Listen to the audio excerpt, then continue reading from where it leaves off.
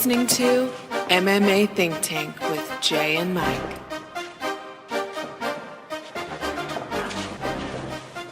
Welcome to the MMA Think Tank podcast. I'm your host, Jay. Along with me is, of course, my co-host, Mike. And we just wrapped up UFC on Fox 19, Glover Teixeira versus Rashad Evans. Mike, watching this fight, I just had to say to myself, when is Rashad going to retire? Yeah, for me, it was, I think he's probably done. I mean, at the end of the fight, let's start off from the beginning. He was knocked out pretty early within less than 2 minutes. Yeah. Really great left, I believe it was. That really stunned him. And Glover followed up with a right as he was on the ground. And it was really beautiful, just ended it. I felt bad for the guy. Me and Joe, we didn't get excited. Just saying Joe Rogan, I think we didn't get excited because it just looks like a guy who's been with the company, who's been a great fighter and a great ambassador for the sport, both commentating and fighting. He's done. Yeah. And it's not because of injuries. It's not because of this, that, and the other. It's just his time. It was Ken Shamrock's time. It was Matt Hughes' time. It was Chuck Liddell's time. It's Rashad Evans' time. And Glover Teixeira, he just pulled out the commentator chair for Rashad Evans. Yeah, I agree 100%, Mike. It's funny. Right when it started, right when they start walking towards each other, I was thinking to myself, I was viewing Rashad getting knocked out, because Glover's got that power. We all know he's got that power to do it. And just looking at Rashad, even though he didn't get touched yet, he looked like an old man in there. He just didn't look like that young, spry guy we're used to seeing, and it was terrible. It was a terrible look, and unfortunately for him, it was good night, Irene, and Glover Teixeira. I think it's because he had a lot on his plate, man. He had lost he lost to Bader and didn't look great in that fight. No. I mean, look, Bader didn't really beat him, but he beat him. And he didn't look great in that fight, and it was just for me what I was kind of sad about, and I yelled this, out to my wife who was in the other room. I said, "Rashad's done." Yep. Rashad's done, and it was I've never been a big fan of Rashad, but I respect the guy, and you just could see how Glover was stalking him, and Evans really was. He was throwing, but I mean Glover was stalking him, and then and once he knocked him out, just seeing Rashad how he was kind of just on Queer Street, didn't know what was going on. That's kind of a telltale sign of you're done, and it's up to him, Jay. Of course, I always say these guys, if they want to now fight lesser competition, still get paid, still compete. But Rashad is not some dummy. Well, he's smart and he can get the commentator stuff done. While you're right, it is up to the fighters all the time. I hope that Dana White does tap him on the shoulder though and say, you know what, Rashad, I think it's done. I hope that happens because. And Dana's great for that. A lot of people talk bad about Dana, but he at least goes to his fighters when they're about done. And when they've been good ambassadors for the sport and the organization, he usually gives them a great job or, helps them out in some way. So hopefully that happens with Rashad. Like you said, I've never been a big fan either of Rashad, but it's one of those things where he's been there for so long and he's never been a bad guy per se. Yeah, he's been a great ambassador for the sport, and he's never, hit a pregnant lady in a car or anything. So he's been a great guy for the sport. So he won Tough 2. He's coached a couple of times. I know he coached against Rampage. I'm not sure if he coached against Jones, but there was that big Rashad versus Jones hype fight that that came across because they were teammates. So all that good on Rashad. I guess we're kind of glossing over Glover because it was just a great performance. But I'm going to add this, and we can maybe continue to talk about Glover. Glover called down Anthony Johnson and in a respectful way, and dang it if I don't love that fight. Yeah. I'm not saying that fight should happen, Jay. Here's the thing about that fight. Here's the thing that, okay. Because Anthony deserves a shot at the title before. But let's say Anthony doesn't pan out for the next title shot. That's a great fight. But I don't see Teixeira being as quick as Anthony. He's definitely got the strength in his hands, but I don't think he touches Anthony first. I think Anthony gets off first, and it might be good night for Teixeira. I don't know, man. I know it's too early to call a fight that we're not. Oh, not even in the books, definitely. But that's just my thoughts on I'm just going to give you my thought too on that because I did bring it up so we could at least talk about it a little bit. Of course, you know, the way Glover has looked lately with his kind of his wrestling jiu-jitsu showing those skills when he, you know, submitted OSP. But then you look, I think to myself, man, he's really got maybe a good chance at Anthony Johnson. He might be able to finish him. And then I think Anthony Johnson showed us some really good with his wrestling when he fought Bader. Yep. You know, his Brazilian Jiu-Jitsu there. So I'm looking at it as I don't know who's going to win this fight, but I lean back towards Anthony Johnson because he's faster, looks to be more athletic, but it's one of those old school, you know, kind of video game type of things, like you know, discussions I would have with people on Street Fighter, like, oh well, you know, Ken is faster, but Ryu is, you know, is stronger. You know, in Street Fighter, it's one of those things, really. Well, it's definitely a fight for the fans. That's for sure. That would be a great fight for the fans. Let's go ahead and move on from here, I guess. Yeah. Let's go ahead and talk about the next fight, which of course was the co-main event. Much closer too. Yeah, Rose Namajunas versus Tesha Torres. I thought this was a great fight. Both showed their skills. Rose, however, didn't get to show her great jiu-jitsu skills and rolling. She tried to take Tesha down a few times. Didn't work out for her very much. Tesha Torres, though, man, she can hit and she can take a punch and a kick. That girl's tough. And it just shows that this strawweight division is getting pretty stacked, I think. I don't know. What do you feel?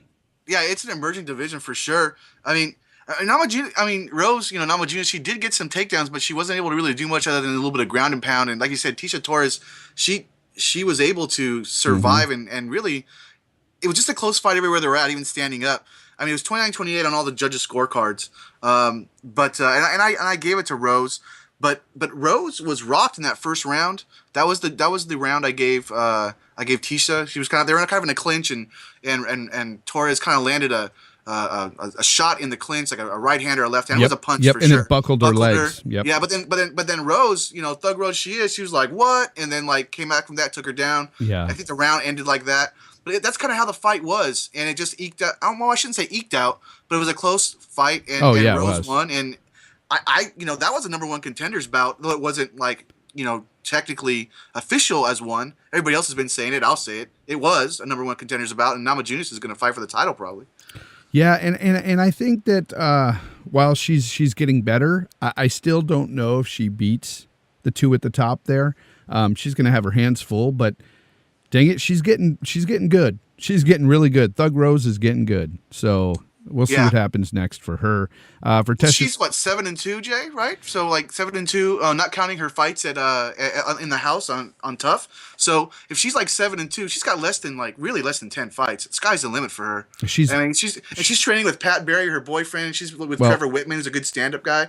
So yeah, she's actually 5-2 right now, and Tesha Torres is the one that's 7-1. So maybe but yeah, I mean, really, she's looked great in her last few fights. I mean, destroying Paige Van Zandt, and man, I like watching her fight.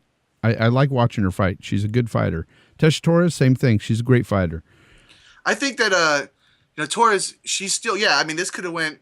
I shouldn't say it could have went either way, but it wasn't a bad showing by Torres. It's kind of what she does, though. She wins all by decisions. And now she loses all by decision since she was, undefeated coming in. But that's the type of fight she fights all the time. But usually she gets the decision out of it. But this time, I think with Namajunas landing a couple of takedowns, even though she didn't do a lot with them, you know, I think she eked it out. And Namajunas had something for her on the feet as well. So this is something that I think Tesha Torres is going to have to go back to the drawing board and say, okay, I'm still a great fighter, close fight, but she's got to find some sort of killer instinct to finish a fight. I know it sounds easy from a fat guy sitting on a couch, but I mean, as she's going to continue to get better and, you know, get going on these on a roll in the division with, you know, getting Jacek, you know, Adelia. I mean, it's going to be tough because I agree. I don't see any of these ones beating those two guys right now. Yeah.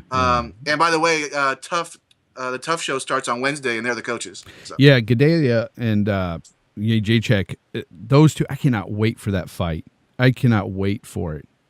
I mean, there's some bad blood there between the two. They do not like each other. They supposedly fought on the on the show. Yeah, I believe it because it's something Joe said, and you know I agree because I always say if Joe said something and if I agree with it, I like to say that because I don't want people to think I'm just listening to what Joe says and I'm just parroting him. But I agree, which is Yin Jacek, she's a mind player, man. She messes with your head and she gets in and and Gedalia, she doesn't play, man. So I wouldn't be surprised if they went to Dukes on it. Yeah.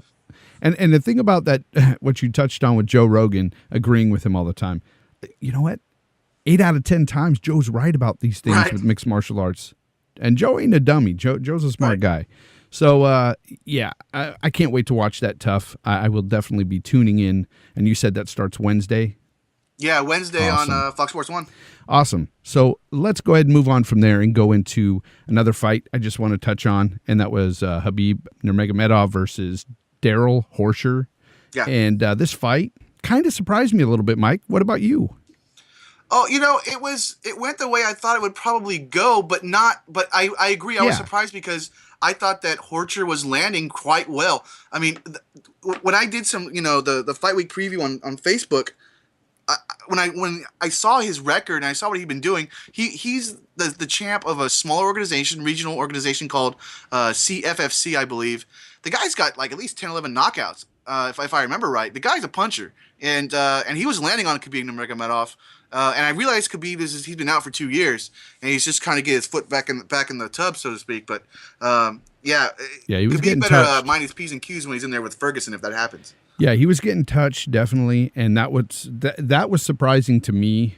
And also what was surprising is the fact that Horcher lasted as long as he did. Now, he did get destroyed by TKO in the second round, but it took a while. Khabib did his thing for sure. It took a while for Khabib to actually get him to, quit. Or not quit, but to finish him. So that was pretty surprising. But look, all that said, Nurmagomedov is a beast. And I'm glad he's finally back and fighting instead of talking. Because all the Twitter beefs and everything, that's all done now. Khabib, it's time to get in there and fight. And you've got your first fight out of the way, coming back. Ring rust should be gone. The next fight, hopefully, maybe I hope it's Ferguson. I want to see that fight.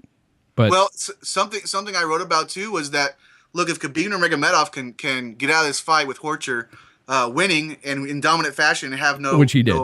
No problems. Look, why don't we put this on 200? We can have another fight on definitely. 200. And why not? Yep, I don't see no issue there. Yeah. But Jay, moving on, Cub Swanson came back too after a while, defeated Hakran Diaz.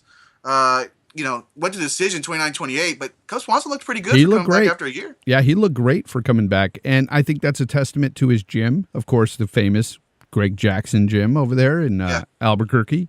Cub was looking on fire tonight. I was pretty impressed with the way he was fighting, and he really wanted to take out Diaz, but Diaz, he's a strong dude, and he looked a lot like his training partner Aldo in his fight style. I took off my glasses for a second to clean them, and when I took them off and I was watching the screen, he did look like Jose Aldo. Yeah, it was insane. Yeah, when he had his back turned and he was facing the cage before they started the fight, at first I thought, is Jose in the cage? Like the way his movements were, and Joe even touched on that. Yeah, and again, it's not that I'm copying Joe. It's that Joe was right. He did look a lot like him in his movement. So, well, his hands up and also the way he would throw the kicks and come back. Yeah, I totally agree. Yeah. But Cub Swanson, it's good to have you back and winning again. It's awesome.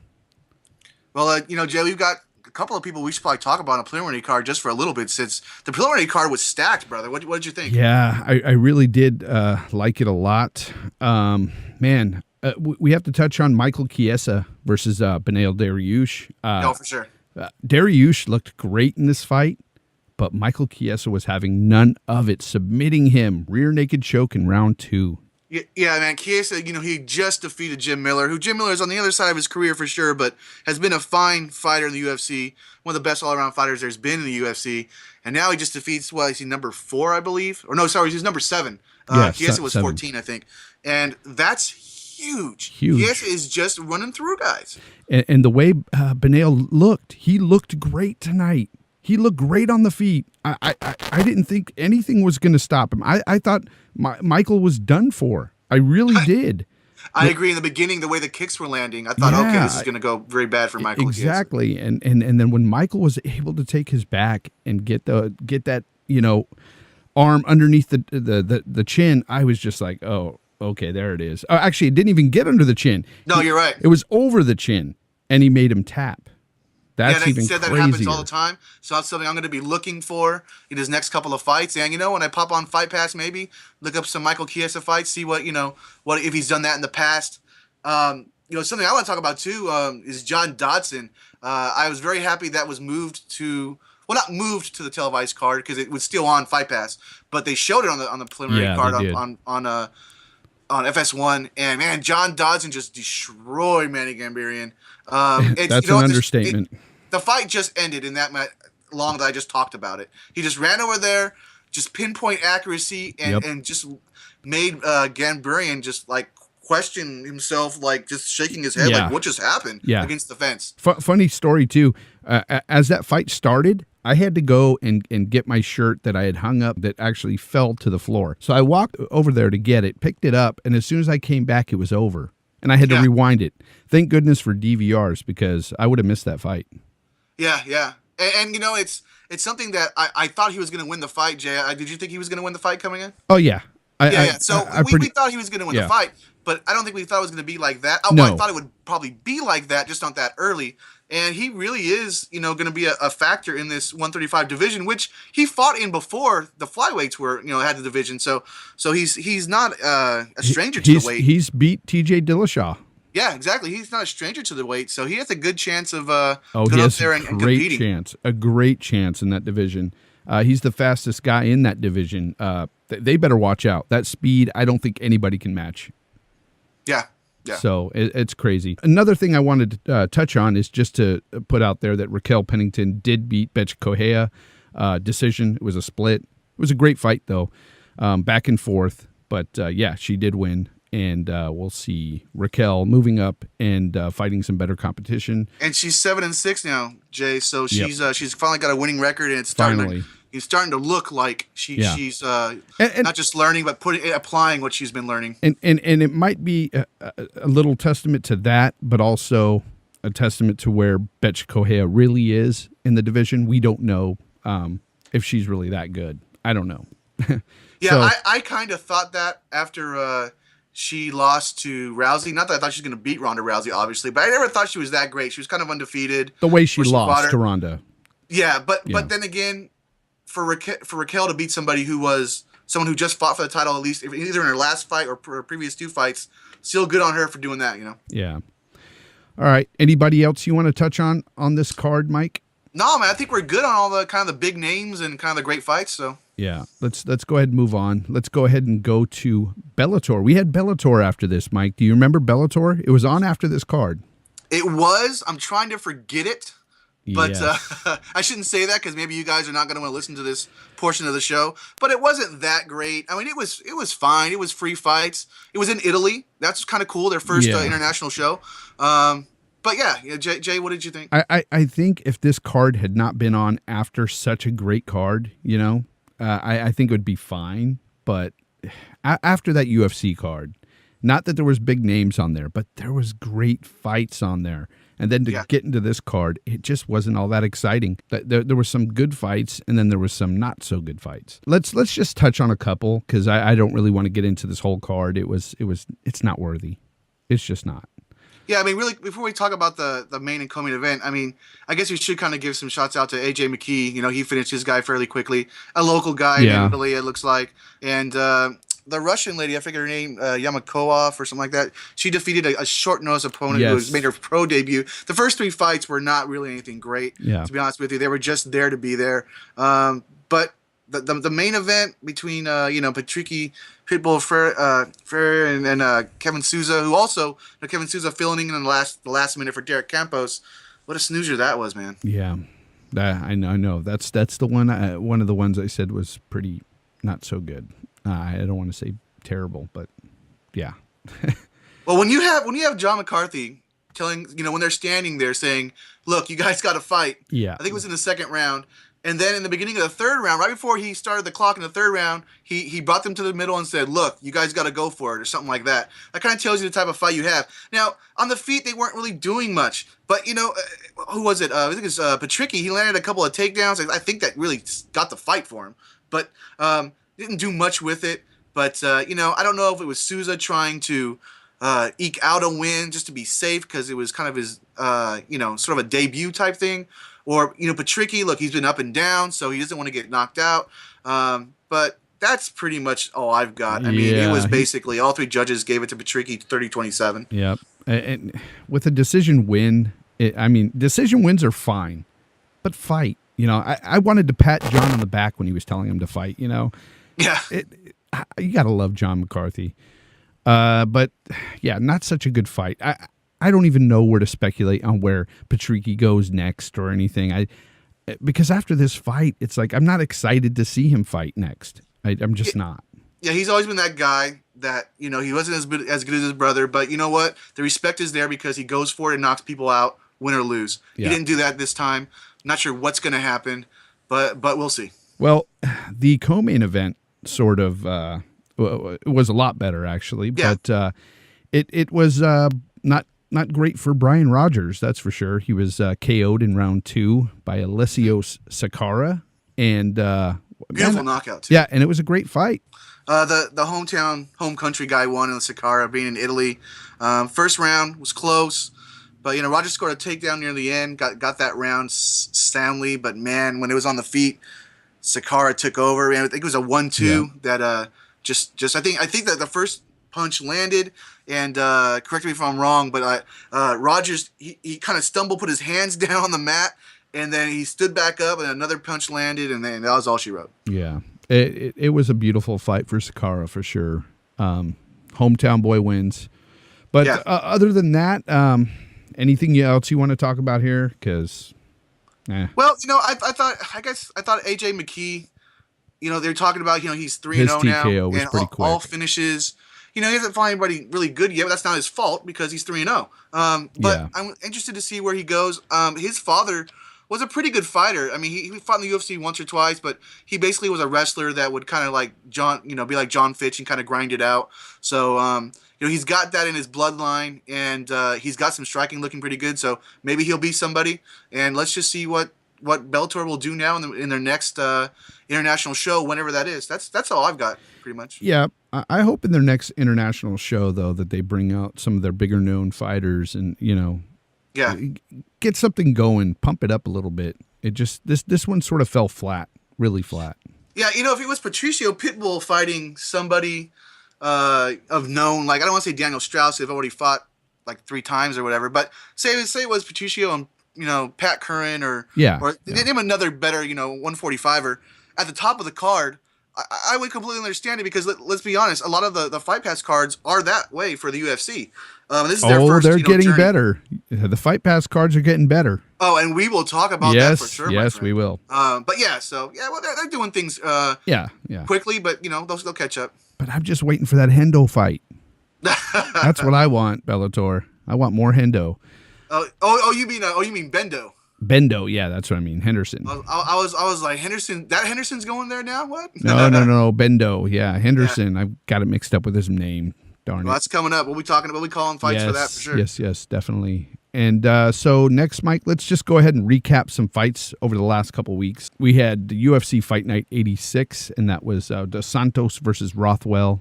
Yeah, Dos Santos outclassed Ben Rothwell on the feet for a unanimous decision. No knockouts here. But Ben Rothwell coming with a head of steam into this fight, winning, I believe, 4 in a row, all finishes. By right, really should have been the next contender, in my opinion, but didn't want to wait. So he fought Junior Dos Santos to his detriment. I think I picked Rothwell. I'm not sure if I did or JDS. I knew JDS still had some left in the tank, but he shows he has a lot more left in the tank after that fight. Yeah, I believe you might have picked JDS in that fight. Okay. But JDS definitely, I don't think either of us thought that he was going to look that good. Yeah, and he's not back in title contention, but I think he's the gatekeeper again to the top I don't know, but I certainly love the guy. I know it's been a week or two since we discussed it, but the guy is just a great guy. He goes in there and kills you in the cage, but he kills you with kindness outside the cage, and it's just a good dude. So I'm happy that he got the win. I like Rothwell too. He's a great guy too. It's one of those fights that I wish both could win. I hate to sound like a like a namby-pamby here, but it was a good fight, and Dos Santos outclassed him. Yeah. I just Ben Rothwell just doesn't do it for me. I think his slow and plodding ways when he fights, and he looks like a big bear like pawing at you. Yeah, there was one I remember we talked about it too. He just had his hands out like he was trying to grab, like kind of like well, I shouldn't go too much into Street Fighter again, or you'll think that's all I talk about. But kind of like Zangief when he runs across to try and grab you and slam you. It's just what it looked like. It was weird. Yeah, JDS though, the way he was just sticking and moving, he fought him perfectly. It was a perfect game plan, and of course that decision was. It was all him. He won all. Yeah, it was easily made. But Jay, do you think we've talked about Junior Dos Santos? I think both of us thought he was pretty much done for the most part, or at least had fallen off a step. At least, where do you think he's at now after this fight? Is it Rothwell I think wasn't that back. Great? Is it JDS is better, or it's a little bit of both? It's a little bit of both. I think JDS looks a little better than he did his last outing, of course, but it's against Ben Rothwell, who's pretty slow, and I think Rothwell. His thing is that he's been winning with his heavy strikes, and he's been able to catch people. But when you get somebody in there that's a little faster than you, it's going to be hard to do if they've got a good game plan, sticking and moving like JDS did. So yeah, well, JDS has also moved to a different camp. Guys, I'm sorry, I don't remember what camp he's moved to, but or they brought back his old boxing coach, something to that effect. Again, it's been a couple of weeks now, but well, that's good to know. Yeah, and that could be a thing that's turned him around as well. So I'm excited about that, but we're talking about KOs, man. Derek Lewis knocked out Gabriel Gonzaga in the first round. Now here's the silver lining in this division. I think is Derek Lewis. Of course, you have guys in there that are good, but I think Derek Lewis is a force to be reckoned with in that division. He just looks like a beast. Well, his nickname is the Black Beast, and deservedly so. He had been knocking guys out, but, he stumbled here and there. I think he lost to Matt Mitrione. But I'll tell you what, man, even though Gabriel Gonzaga is an older guy, he's been with the UFC since 2005, the guy's a really well-rounded guy. He's a Brazilian Jiu-Jitsu black belt, has finished some guys, with strikes.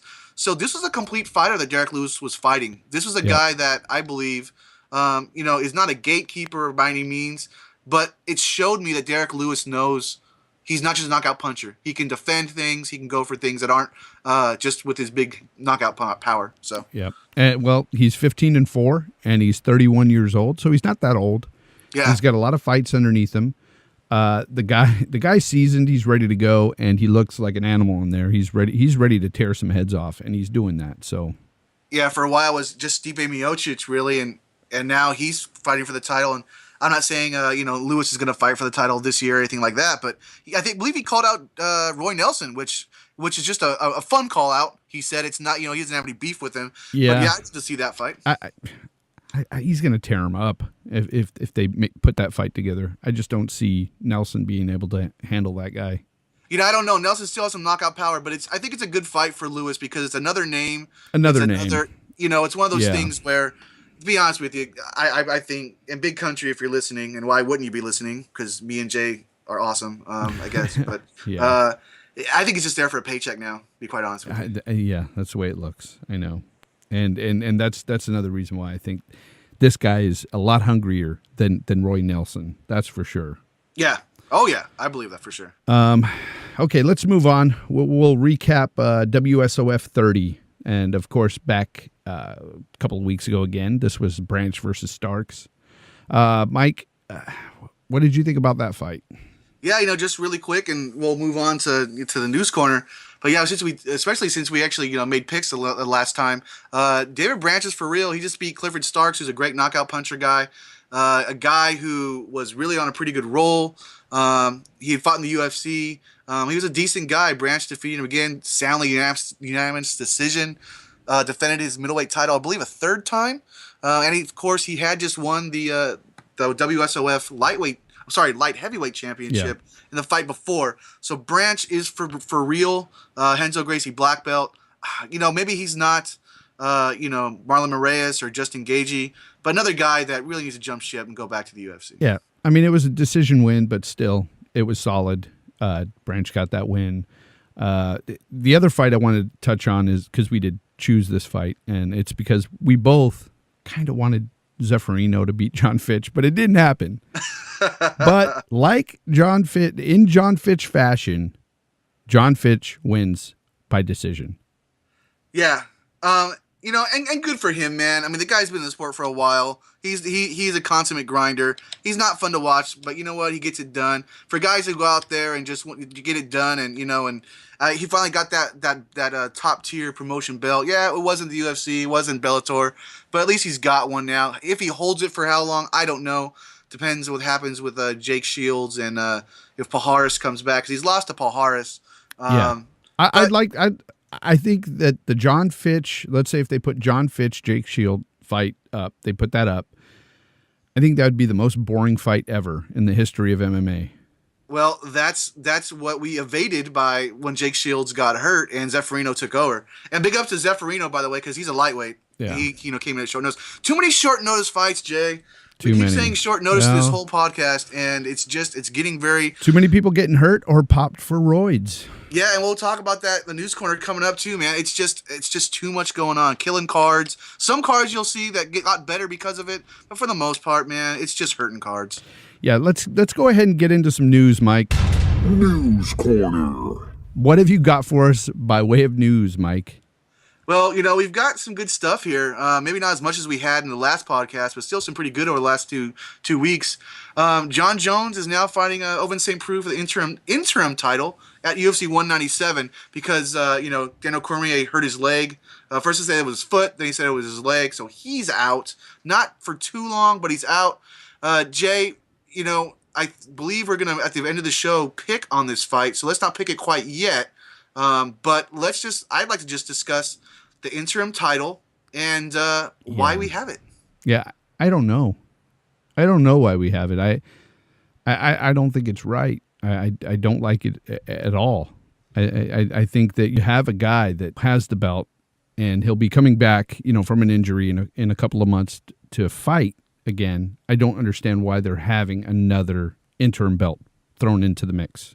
It doesn't make sense to me. He won the vacant belt. It's not like he can't fight in a couple of months. But according to Dana White, he said that, John Jones never lost his belt. It was stripped. And so he deserves to at least try and get an interim belt. That's what Dana White says. I disagree. I think it's dumb. I think that John Jones is, in my opinion, going to get the title again at any moment. But I think it all has to do with, we want another title fight. We don't want to lose this, that, or the other. So that's the reasoning by Dana White, but I think it's dumb. But here's the thing. He lost his belt. Regardless if he lost it in the cage or lost it out on a line of coke, he lost his belt. Okay? Yeah. It's fair and square. You dope, you lose your belt. You know what I'm saying? Like, you do something wrong and you lose your belt, you lost it. Regardless of how you lost it. I know what people say, well, he didn't lose it fighting. Well, no, of course not. But he did some dopey things outside of the cage, and it cost him that belt. The real belt was put back into play, and that real belt is being held by Daniel Cormier. Oh, that rhymes. Right. And it was the UFC that stripped him of his belt. It wasn't the Athletic Commission. Yeah. So what's this all about? If the UFC actually stripped him of his belt, why don't they just give it back to him?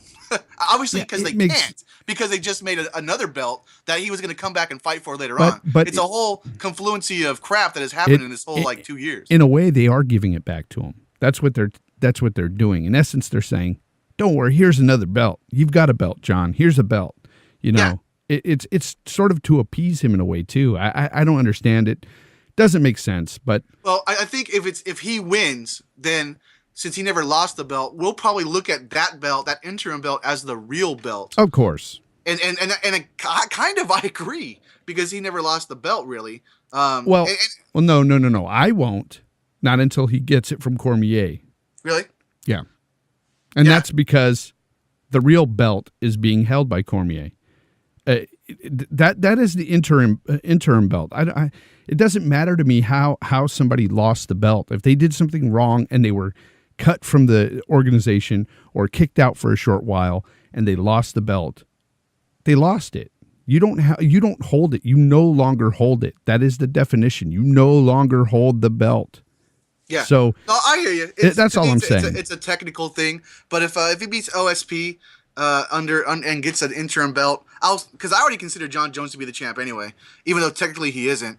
And if he beats OSP here, Ovince St. Preux, then he'll have a belt around his waist. And to me, I mean, I agree with you when it comes down to the technicality of it, but it's just gonna be another way for him to wear a belt. And then when they fight, when Jones fights Cormier, they'll both have belts, and John Jones isn't just gonna get the gold belt that he had. He's gonna make this new belt real, and it's gonna be all kinds of stuff we don't need. But you know what? The UFC knows what they're doing most of the time, so maybe it'll come out looking great and have great promos and have a great road to the octagon. Yeah, it might add to it. You're right. It might add to the whole thing. I don't know, but I just think it's silly. I think it's silly. I'm not all that into it, folks. I'm not like so into it that I'm like gonna argue with somebody over it. But like I said, that's just my feeling on it. It's not the real belt until he gets it back from Cormier. Not saying he can't just take it from Cormier like a big brother. You know, right?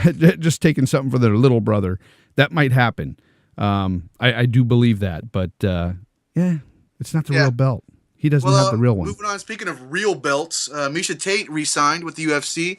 She, I think, might have had another fight left on her contract. I'm not sure either way, but Dana White and the UFC contacted her. They got together, and she is quite happy. Multi-fight contract. Like most of the contracts, we don't know exactly what's in the contract other than it's multiple fights. So Miesha Tate now in for the longer run. Nice. Yeah, I'm happy for her. And of course she's going to re-sign. She's happy. She finally got that gold in the UFC. I think that is a dream of a lot of fighters when they think about that. Before they start in any organization, they think about the UFC and gold. They think about that belt, that particular belt. That means a lot. I think that's the pinnacle, man. Yeah, if Bendo had that belt, he wouldn't be in Bellator. Oh, for sure. Yeah. For sure. I mean, come on. I agree. Speaking of Bellator, since Benson Henderson is in Bellator, Rampage Jackson versus Satoshi Ishii at Bellator 157. Dynamite 2. Of course, the first Dynamite show was the one in that has kickboxing and mixed martial arts. So, you know, I'm not really big into the kickboxing part of the show, but Rampage, back from being not fought for, probably a year or something. It's been over a year. Since the whole court case battle of leaving Bellator and then being able to fight in the UFC for that one fight against, I think, Maldonado. And then, but then, the court case came, another court case dropped, and he couldn't fight again for the UFC. Well, now he's decided, look, I'm tired of waiting. I'm getting older. I want to fight, and he's going to fight Satoshi Ishii. Yeah. I don't know who Ishii is.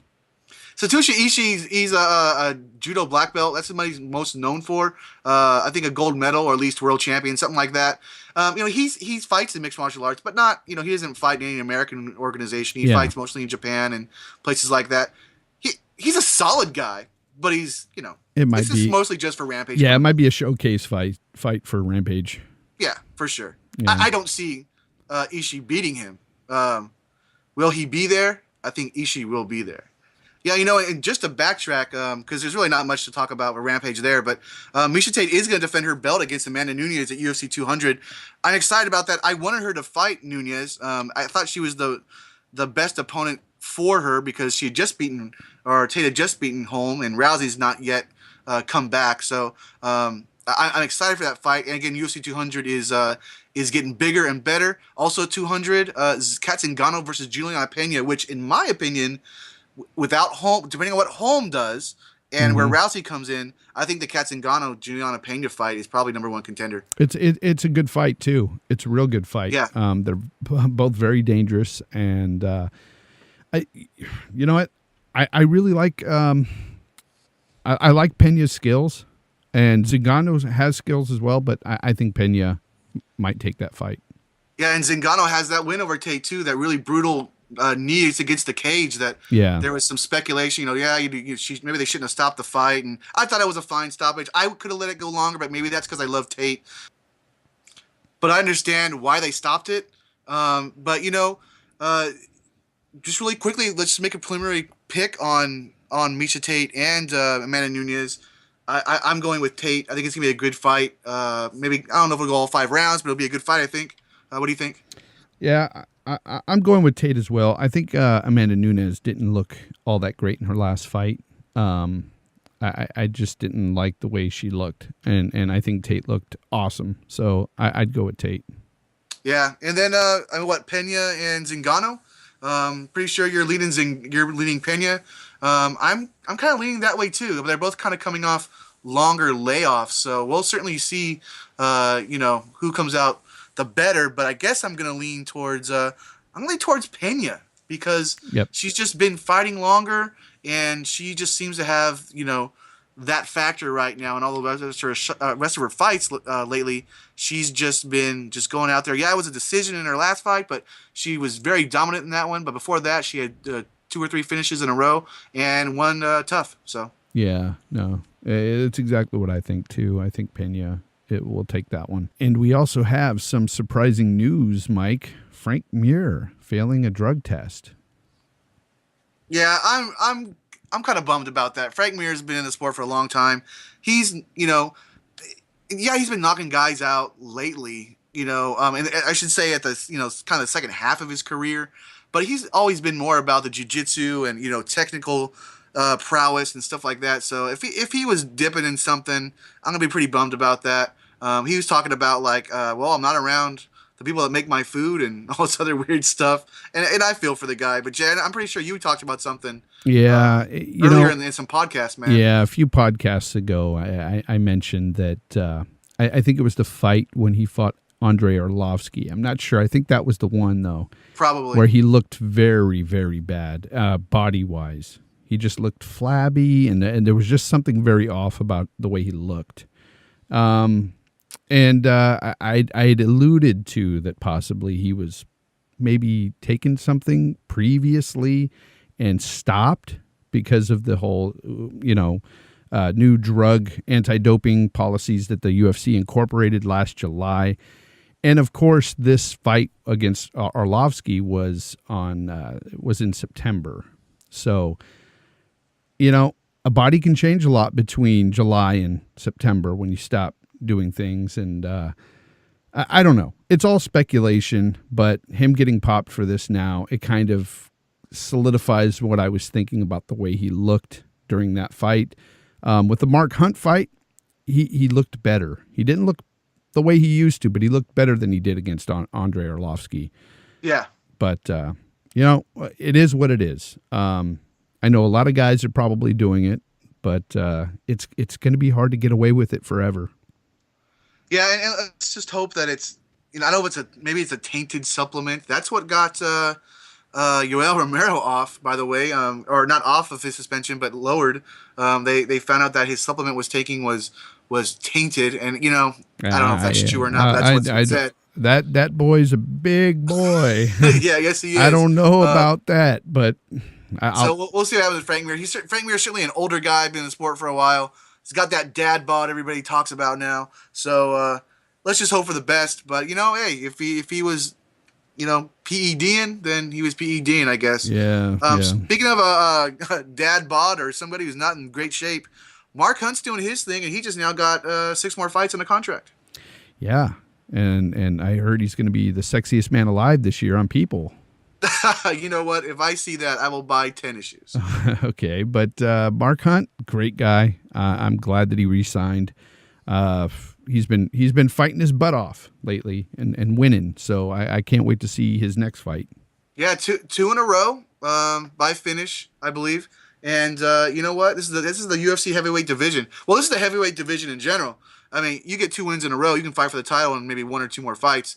And I certainly think that's what could happen. Yeah, definitely. You got any other news?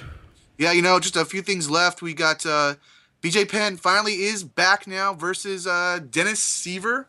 So that's who he's fighting. He's not fighting, the grudge match against I think it's Miles Jury. That's not going to happen. But he's going to fight Dennis Seaver at UFC 199. That UFC 199 card is looking pretty good, man. It's got that Chris Weidman rematch with Luke Rockhold. It's got the rubber match with Faber and Cruz. And now we've got this fight. And another fight we've got coming up too on that card is Hector Lombard. Speaking of doping, Hector Lombard versus Dan Henderson. Since Dan Henderson had to be pulled from tonight's card, they went ahead and just put him over with Lombard. I think that's going to be a great fight. Both of them will be great fights, I think, because Henderson and Lombard both have great power in their hands. And I really want to see where Penn is now against a guy who is not a world beater, but is a respectable guy. And I think that's who Penn should fight in his return to the octagon, and also his second fight at 145. Yeah. I definitely want to see Penn back, but I want to see a good Penn back. If he looks bad here, if he looks like he should have stayed in retirement, that's where I'm going to be pushing and leaning towards. You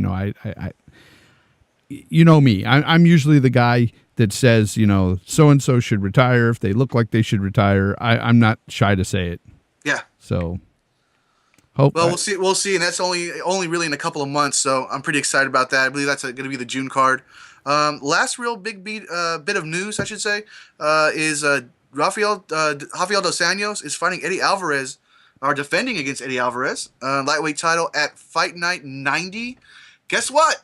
If not buying Bisping versus Anderson Silva didn't get you, maybe you'll buy the Fight Pass for this fight because it's on Fight Pass. Yep, and that's what I'm saying. Fight Pass. I told you this a few podcasts ago, people. I said the UFC they're smart cookies. They're going to start putting big fights on Fight Pass because they want to sell this thing. And honestly, for $10 a month, I don't think it's a bad deal, especially when they're giving you fights like RDA versus Alvarez. What a decent fight that's going to be. I think Alvarez, even though I don't think his skills match up necessarily with RDA, I think he's dangerous for RDA still. He's got a great, wrestling. He's got great wrestling, can take him down, can do some ground and pound. Who knows what could happen here? I can't wait to watch this fight. Yeah, Alvarez is a tough guy. He's got a he chin. didn't get finished by Cowboy in his first fight, but did lose definitively. Got a close decision against Gilbert Melendez. So he just beat the Strikeforce champ, and then beat Anthony Pettis. Great game plan against Pettis. Former UFC champ, so got that win there. Can he do it against RDA? I agree with you, Jay. I think RDA is probably going to take it, but you can't count. You can't count Eddie Alvarez out. I mean, he's got it in his hands. He's got the wrestling. He's a tough guy. I'm just excited to see this fight, even though I think it's probably going to be RDA almost for sure. It's one of those. You never know. It's one of those fights you can't miss. You have to watch this one. It's going to be a great fight. And something I'd like to comment really quickly on is the UFC in allowing the fighters that have come from other organizations that are respectable organizations, I'd say, for instance, Bellator, Strikeforce, even WEC, even though the WEC has been in the fold for a while, they've gotten some chances after a couple of fights. If you win a couple of fights, I think the UFC wants to show you who has the best fighters. Yeah. And by giving Alvarez a shot this quickly, it's kind of a two-part deal. It's okay, Alvarez was the Bellator champ. Let's see, he can't beat our champ. But also, it's what, we admire your skills, so let's see what you can do. Yeah, and I think that I know that Dana White does like Eddie. They've hung out before when he was trying to groom him to come to the UFC. We've seen him before together. And Eddie is a very likable guy. For sure. So I think that it's not just a case of let's see whose organization's top guy can beat whose. I think this is seriously a fight that Dana and company has put together because they believe in Eddie Alvarez as well as a competitor. So I can't wait to watch it. It's going to be exciting. With Ferguson and Nurmagomedov, they were supposed to fight, of course, for the number one contender. That was a bummer. That fell through. So it's really Alvarez is the only guy left with Benson. Well, Benson had lost 2 in a row, but with Cowboy, having just fought for the belt and moving to welterweight, it's the right way to go. I love it. Now, another big part of this is that even though it's on Fight Pass, which is a big deal, it's also part of that 3-day in July celebration for not for UFC 200, but it's going to be, I believe, on a Thursday. That fight will be on a Thursday, and then of course on Friday is the Tough 23 or the current Tough show that's going to start on Wednesday. That finale will be on the Friday, and then Saturday will be the UFC 200. They did the same thing last year, I believe. Yep. And it's gonna all the shows are gonna be live in Las Vegas, so it's not just Fight Pass, but it's gonna be live in Las Vegas. That's pretty much what I have, Jay, for the news. I do have one rumor that came out today. And I've been working all day, man. You tell me what's going on. Basically Dana White has come out there and said that Robbie Lawler will be fighting Tyron Woodley at UFC 201 or 202. Yeah, actually, I did catch that on a break. He said, correct me if I'm wrong, but I think he said he will probably be. It said more than likely. That was the exact words. That's why I prefaced it with saying rumor. Mm-hmm. But it looks like, from all sources that I'm gathering and I'm looking up online, it looks like that UFC 201 or 202 will be featuring that fight. That's according to a lot of sources out there. Yeah. But like I said, it's all rumor at this point. But I don't know how I feel about that fight, Mike. I actually like the fight if they're not going to give it to Carlos Condit. I'm bummed because I think that at this point, I know that he won it fair and square through judging, but our feeling, or my feeling, Condit won that fight. Yeah, Condit won that fight. Right, a lot of us thought that. It bums me out a bit, but Tyron Woodley, a lot of people are counting him out from things I've read online. A lot of fans saying that Robbie's going to just smash him, and I don't think so. I don't think that's going to happen at all. I don't think so either. I mean, it's true that Lawler has looked fairly good against. Now, I'm saying this in a specific instance against wrestlers, because when he fought Hendricks took him down. Won their first fight that way, but in their second fight, he didn't get a lot of takedowns. So, is Hendricks the better wrestler or fighter than Tyron Woodley? We were going to find that out until one of them got hurt, which kind of sucked. But so now Tyron Woodley comes in here. Tyron Woodley's knocked some guys out too. So I certainly would probably lean towards Lawler on this, but I don't think it's a pushover fight at all. I'm leaning Lawler if that fight comes to fruition, but Tyron Woodley, he's faster. He's got that wrestling, but his downfall is his cardio. There it is. And that's the problem. I think that's going to, if Tyron hasn't worked on that and somehow, gained some miraculous cardio now, I think that he loses to Robbie Lawler, because I don't see him knocking out Robbie Lawler in the first round. Well, and Robbie Lawler's going to continue to push forward, which he does in most of his fights. Yeah, he pushes his fights, and Robbie's got cardio for days. We've seen it. Even while getting, hurt, the cardio is still there. They always talk about, like, when you're hurt, your cardio gets zapped as well. But with Robbie Lawler, hey man, like you said, we have our little anti-Robbie Lawler. And sometimes, even though we're pro him as well as I don't hate Lawler. I don't hate Lawler at all. I'm just calling it like I see it. That's what I'm saying. Is that sometimes we have our anti-Robbie Lawler thing, but then we're pro because he's a great fighter. He does what he does.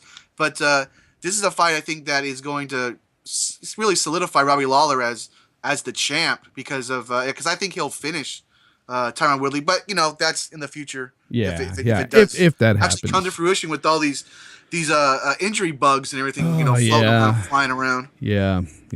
So, okay, well, that's it for the news then. Let's go ahead and get into some, let's pick some fights, Mike. We got some fights coming up. We pick 'em. Yeah, the next podcast in a couple of weeks, Bellator 153 and UFC 197 will have been in the books, and of course we'll talk about that. So let's see if our picks are right and if you agree or disagree. The first one will be Friday night next week. Bellator 153, Benson Henderson's welterweight debut. Well, debut in Bellator, but not his welterweight debut. Yeah. And he's fighting the champ, Andrei Koreshkov. Koreshkov, 18-1, 10 KOs, 3 submissions. Guy's only loss is to Ben Askren, people. Ben Askren has beaten just about everybody he's faced, I'm pretty sure. So no slouch there. I'm going Henderson. Look, I'm a Henderson guy. You guys know I love Benson Henderson. But even so, I think that he's just got too much for Henderson. I'm sorry, for Koreshkov. But let's do one thing, guys. Let's not write Koreshkov off. Let's not act like Benson's going to go in there and kill the guy. Unless, of course, Jay, you think that. I'm not going to say, you shouldn't think that, but I don't think Henderson's going to do that. I think he will get the win. He may even get the finish. But this Koreshkov guy is no slouch. Yeah, the problem with Koreshkov, and I'm not here to say that Bendo is going to go in there and completely demolish Koreshkov, because he's a great fighter. He's a darn good fighter. Just look up his record.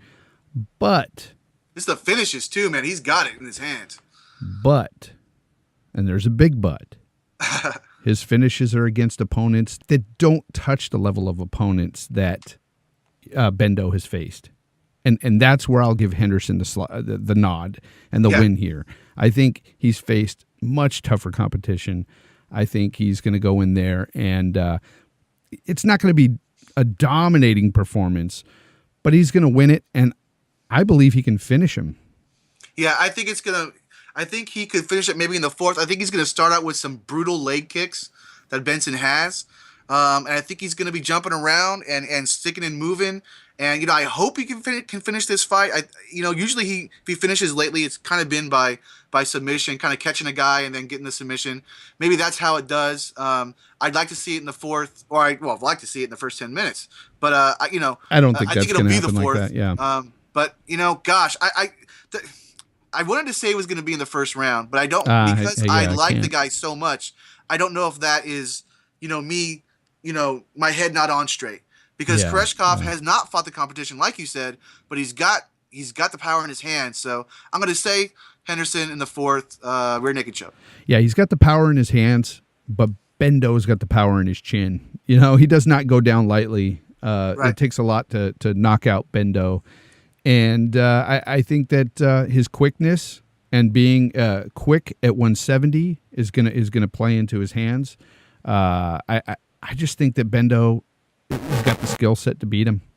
Yeah, and you know what? I'm going to go to third. I'm going to go to third round. Yeah, I think third is smart. Then we also have on the card. Well, Jay, did you have anything else on that? No, not at all. Okay, yeah. So we've got actually this card's really a pretty decent card. For Bellator. The next fight we're talking about here is Patricio Pitbull, Patricki's brother. He's fighting Henry Corrales. Henry Corrales is 12-2, 4 KOs, 6 submissions. The guy's 0-2 in Bellator, but he did fight Daniel Strauss, so he's fought some decent competition.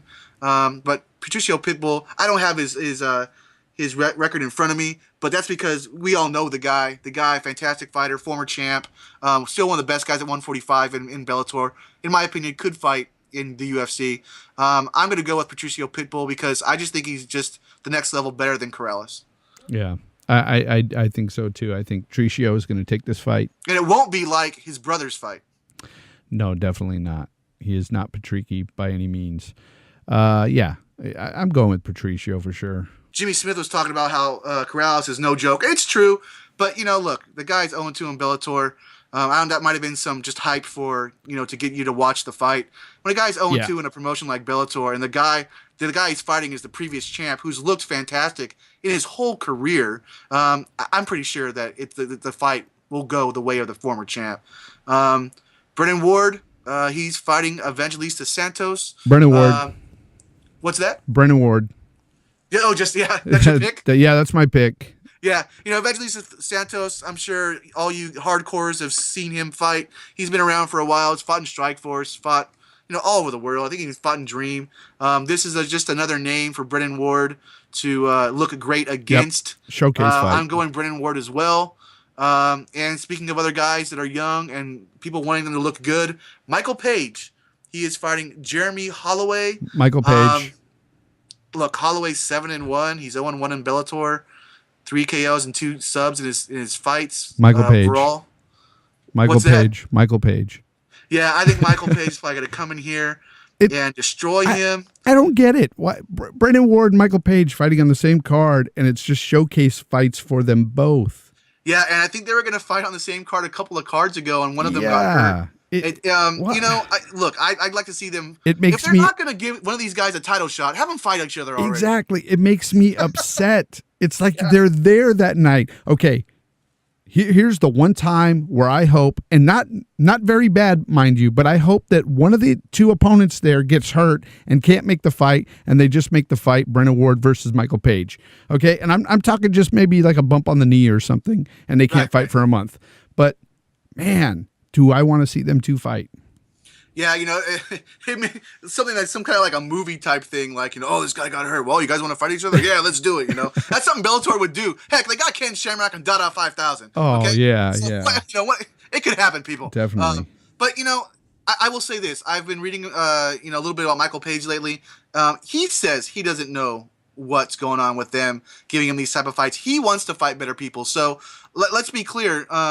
Page wants to fight better people. He's just not getting them. So it's certainly not his fault. Yeah. And, if you've seen him fight and heard him on the mic, I'm pretty sure you're pretty sure that he, that's the truth. So, yeah, he's right about that. Yeah. We have one last fight to talk, one last card to talk about. Again, that's the next day on Saturday. The great fight card that should have been is still a pretty good fight card. Again, it is Jones versus OSP. We talked about that a little bit earlier. That is the main event of UFC 197. Also has Demetrius Johnson versus Henry Cejudo for the flyweight championship. And another great fight on that card is Anthony Pettis versus Edson Barbosa. Jay, I'm going to go with Jones over OSP. I just think really quickly, unless you want to discuss it longer than I think you do, maybe you're going to pick OSP, I don't know. But I'm just going to say Jones is going to win this probably in the second or third. He's going to come out like just gangbusters and just lay it on him, and he'll finish by knockout or by not decision or a submission after hurting him very bad in the second round. Yeah. And I'm quite happy with that pick. I think that's going to happen. Okay. Well, I'm going to go ahead and go with the obvious pick as well, Mike. I'm going to go ahead and go with Ovince St. Preux. I'm just kidding. I'm going to go with John Jones, of course. Yeah, you have to. I mean, he's one of the greatest of all time in this sport. And I think he's the greatest, personally. Yeah. Well, I have a little issue with that, but I understand. He's one of the greatest of all time in mixed martial arts, for sure. There's no doubt about that. I'm giving him number 2, honestly. Gotcha. I may talk about his bad run-ins and stuff, but look, I want to see the guy get better. I want to see him fight. I want to see him compete. And he's going to destroy Ovince St. Preux. Destroy him. And I'm calling it first round. Really? First round. You do a lot of first round calls. Oh, I'm like for sure on this one, 110%. I think John's going to make a statement, a huge statement here. Yeah. And he's gonna lay into St. Preux. He's gonna either KO him or get him to the ground and pound TKO, or submit him. So when something. you say get him to the ground, you're thinking he's gonna like manhandle him to the ground, not like by hurting him. Yeah. All this is possible, and I certainly think I don't think your round 1 call is crazy at all. By the way, it's just round 1. Hey, there's no if they fill each other out in the first round, it doesn't happen in round 1. Well, Ovince St. Preux, I mean, he went the distance with Cavalcante and won a decision. That's, But Jay, he was a champ in Strikeforce. Hey, Strikeforce is, they've got a lot of great people that came from Strikeforce. Look at Luke Rockhold, but Cavalcante, and then before that he lost to Glover. Like last 3 months. Glover submitted Ovince St. Preux before that. So yeah, you got to definitely go with John Jones, and I'm sticking to round 1. John Jones is going to cream him. Yeah, and big ups for OSP for taking this fight. A little different than Daryl Horcher taking the fight with Nurmagomedov. Horcher, not in the UFC at all. OSP, he had, Strikeforce vet, UFC vet, got some wins. So, but that's just want to give OSP some props. He's done some stuff. Oh, he's a decent fighter. He's a decent fighter, but he's fighting, like I said, one of the greatest mixed martial artists ever. Yeah. So. Well, a fight where I think somebody has a chance, but maybe it's slim, and that is Demetrius Johnson defending his flyweight title against Henry Cejudo. I'm going to pick Demetrius Johnson until he loses, much like John Jones. But Henry Cejudo is that gold medal winning wrestler. That's 10-0, could be 11-0. I'm not sure. But he gets you on the ground, and he's a gold medal wrestler for a reason. And it's not easy to keep Demetrius Johnson down, But I think and I said this about Tate in her last fight. Of course, she finished the fight. But I think if Cejudo can get him down for 3 rounds, he might be able to eke out a decision. But I believe that's the only way Cejudo could win this fight. And in doing so, if Demetrious Johnson does win this fight, I want to see him move up. There's nobody left, in my opinion, except for, fighting Benavidez a third time. Who was it? John Dodson just moved up. Jay, what are your thoughts on the Demetrious Johnson Henry Cejudo fight? Demetrious Johnson wants to get that record, and he will not move up until he gets that record. Oh, the Anderson Silva record. Yes. Gotcha. And once he does that and breaks the record, he will then move up. This is coming straight from the horse's mouth. He's told me this before, and not that we're chummy friends or anything, but I've talked to him several times before online. And the thing is, and not just because I've talked to him, but I'll tell you this, that is the best MMA fighter out there, hands down for me. Demetrious Johnson shows you everything in the cage, from wrestling to, he's got all different forms of fighting that he uses, the kicks, the punches, the boxing, everything just works out great for him. And he's quick. And he's the fastest. He is the fastest man in there. He is the Flash. Okay, he's the equivalent of the Flash in the octagon. It's amazing to watch him fight. I remember back in the day when the 125ers were first announced, and I said, man, I'm not looking forward to that. I don't want to watch these smaller guys fight. Right. And then when I saw people like Demetrious Johnson, John Dodson competing, I was like, whoa, okay, this is awesome. And it's quickly become one of my favorite divisions. Yeah, and speaking of that, where's Ian McCall gone? Because he looked pretty good against, Mighty Mouse early on. But, they got that draw, but he's gone the way. It's like the opposite. Like, he's gone, and Mighty Mouse is just unbeatable. It's just really weird. It's like I don't know. What do you think about that? Uncle Creepy, yeah. He just fell by the wayside. I don't know what happened to him exactly. I know he lost against John Lineker back in UFC 183 last year. It was like early last year. That was the last time we saw him, Mike. Yeah. So it's been a while. Don't know what's going on with him. I've heard him on several podcasts and stuff, but that's about it. But to give my pick on the Johnson-Cejudo fight, definitely Johnson. I think Johnson's going to probably take it by decision against a guy like Cejudo, who's a tough, strong guy. Great chin. Jay, just really quickly, I'm sorry, man. I just took a quick peek while you were talking at Demetrious Johnson's record. Not his record, but his age. He's 29 years old. This guy still has years left. Yes. He will destroy Anderson Silva's record. Okay. That is why I think that, he is currently my greatest MMA fighter out there ever. And I would say, like you said, he's one of the best. Yeah, exactly. But here's the thing, though. He's still got a lot of mileage in the tank, and he's going to smash records if he keeps going at this pace, which is what I love. And anyway, I just don't understand why he's not as popular. I love the guy. I think he's great in and outside of the cage. Especially now. I don't understand why he's not popular now. In the beginning, he wasn't finishing a lot of fights, even though like you and I can appreciate, what he's done and the grappling and stuff like that. But now I don't know why. I really don't know why he's not big enough. So yeah, I don't know. Yeah. But anyway, he's going to win that fight for sure. Hands down, I'm picking Johnson. I think it's going to be I think it's going to be a decision though. I think he's just going to, it's going to be solid wins in each round, but I don't think he's going to finish a guy like Cejudo. I think Cejudo might have that chin and might be a little too tough. Yeah, he's Olympic tough, Yeah. He's been beating guys. But who knows? Johnson could surprise me. I don't know. Yeah, who knows? If he beats him in the first round, and then that's it. And it's just if he does that, then I'm calling it. Nobody ever beats Johnson at that 125 division. Sorry.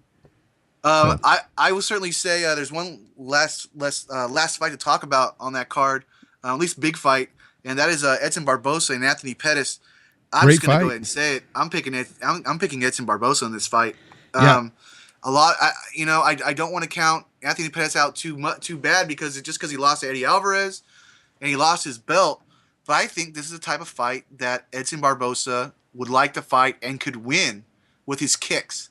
I think it's going to be a great fight, but I'm leaning towards Edson Barboza. Not sure it's going to be a knockout, but I think Barboza is going to win this fight. See, I think that's where you're incorrect about this fight.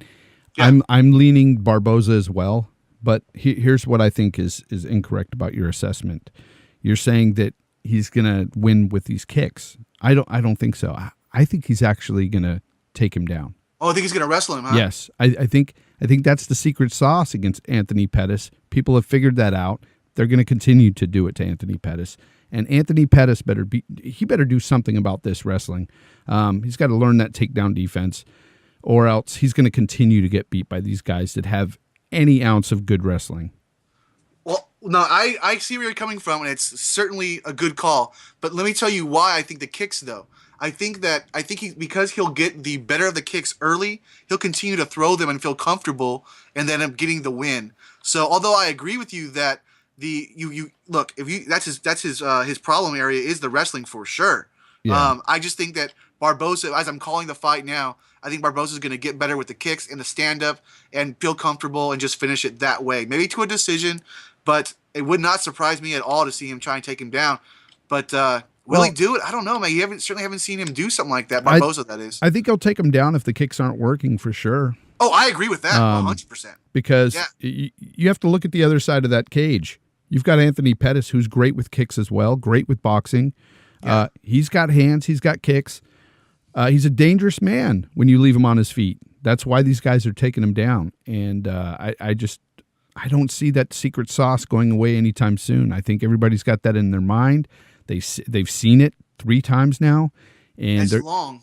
Sorry, go ahead, Jay. And they're going to continue to go after him and take him down, I think. As long as it's against the fence, because Anthony Pettis is fantastic in the middle of the cage with his jiu-jitsu off his back. You know, he subbed Benson Henderson. He subbed a lot of guys. That's the last submission I can remember. But he subbed a lot of guys in the WEC. Off his back in the middle of the cage, he is dangerous. Yep. But pushed up against the fence where he can't get the legs up as well, can't maneuver, I certainly agree with you there. But can Barboza do that? Yeah. I'm really, I wouldn't be surprised. I want to say I'm more excited about this fight than the other two, but I'm excited the stakes about. Are so much higher for the other two. I think all 3 of these fights are awesome. So yeah. I can't wait for this card. But I wouldn't be surprised if Edson Barboza is not practicing takedowns like crazy right now. Well, he better. Oh, he's going to, and that's how I think he's going to beat Pettis. I think he's going to take him down, and he might finish Pettis. He might ground and pound him. Yeah. And I'm still sticking probably to a decision unless it's a knockout, like a head kick knockout or something like that. But I guess in my gut I'm saying decision because let's be honest, Pettis is a tough guy. He survived. Gosh, I don't know. Can't think of the last time he was finished because he went all 5 rounds with Barboza and then went all the way with Alvarez. So he's certainly a tough guy. Yeah. So he may not be finished, but that's kind of why I'm going with the decision. Yeah. Well, Edson's a tough guy, so I'm definitely going with him. Yeah. Great cards coming up, people. Yep. Anyway, that'll do it for us in this episode, so let's go ahead and wrap it up, Mike. Of course, they can find us over at Facebook. Why don't you tell them about your Facebook articles and stuff that you write over there? Yeah, just MMA Think Tank podcast. I'm writing there every day. And, putting articles up. Also writing for GMB Sports. If you go to gmbsports.com, they cover sports, just sports in general. And I kind of do mixed martial arts stuff for them. Check them out. But to be honest with you, the stuff that I write on the Facebook, man, look, that's almost word for word what I send to them. So you're getting it straight from the horse's mouth from the Facebook site. Jay comes in too, gives his thoughts on the fights. Just like on the podcast, sometimes we agree, sometimes we disagree. So that's good. That's pretty much what I've got to say, except for people, please call in, please, write in, go to the Facebook, tell us what you think. Cause we really would like to not to get the show bigger, but we want a big community, like a think tank of people sitting around talking fights, just having fun. So. We'd love to see you there on the Facebook site. That'd be a great place to, communicate with me and Mike. We're always on there. pretty much daily. I would say that we touch up on Facebook, and you're putting an article out almost daily. Yeah. And we're writing things there. And if you do write something, comment something on one of the articles, Mike will get back to you. I'll get back to you. Yeah. We'd love to have you there. And also, you can email us at mmathinktank@gmail.com. We also have a Twitter. You can find us at MMA Think Tank PC for podcast. And so find us on YouTube. We upload everything to iTunes and YouTube. So those that don't like iTunes can listen to it on YouTube. Yeah, I guess the one final thing I'll say before we wrap it up too is that the next time we do the podcast, there will not be any fights that just happened. It'll be a week late, or a week after, I should say, a week after the cards we just discussed. Yeah. So we won't be talking about anything that just happened, but there's going to still be a lot of news, I'm sure, a lot of things going on. So Definitely. We'll still have a great podcast, even though it won't be right after a big show. Definitely. We'll be here, and we'll be talking to you guys then. So until next time, guys. Have a great one, guys.